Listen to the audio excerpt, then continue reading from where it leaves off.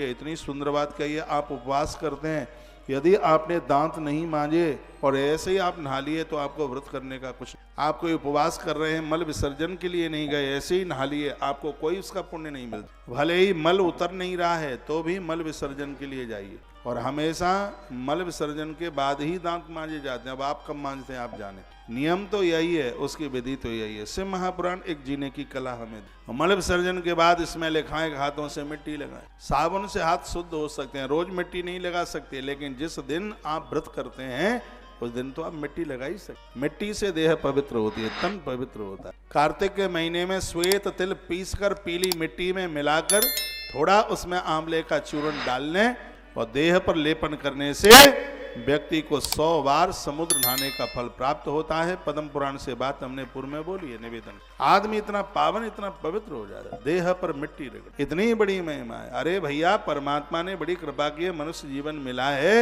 इसको यही ना गवा दो, इस शरीर का आनंद ले लो। तुमने तो बस बच्चा बेटा बेटियां को जन्म दे दिया है, इसी को आनंद समझ लिया है। अरे ये तो कुतरा और सुकरा, ये सब 10-10 बच्चों को एक दर्जन एक बार में पैदा किए। ये कोई बहुत बड़ा काम नहीं कर लिया आपने। बढ़िया काम तो यह है कि इस देह से आपने देह देने वाले ईश्वर का ध्यान कर लिया उसका। अब आप इस लाइन में जी नहीं रहे हैं। सच मानिए, संसार की ऐसी कोई भौतिक वस्तु नहीं है जो परमात्मा का एक नाम लिया जाए उसे एक नाम के बराबर आनंद दे दे। पूरी दुनिया में ऐसी कोई वस्तु, एक नाम के उच्चारण के बराबर यदि कोई ये संसार की वस्तु कोई सुख दे दे, उस सिंधु के एक बिंदु के बराबर भी नहीं। भगवान का नाम लेने में इतना आनंद लिखा है ना, सो सुख धाम राम असनामा।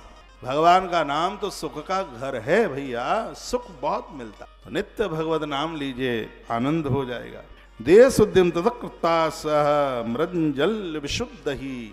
देह की शुद्धि मिट्टी के बिना नहीं होती। रोज नहीं कर सकते हो, रोज डिटॉल लगाते हो, क्या क्या लगाते हो, साबुन लगाते हो, जो लगाते हो, लेकिन जिस दिन आप व्रत कर रहे हैं उस दिन ऐसे लगाइए, नाली बंद नहीं होगी। आपको डर होता है वाष्पेशन चौक हो जाएगा, नाली चौक, तो मैं आपको कोई 1-8 किलो मिट्टी की बात थोड़ी कर रहा हूँ। गीली मिट्टी हाथ से लगाइए, जैसे साबुन मैल को लेके निकलता है मिट्टी, वैसे ही बह जाएगी। हम लोग करते हैं, दिक्कत क्या होगी। अगली बात कही, देवानाथे तनुदिते कृत्वा में दंत धावनम मुखम षोडश मारंतु प्रत्यक्षा जल विस्तदा।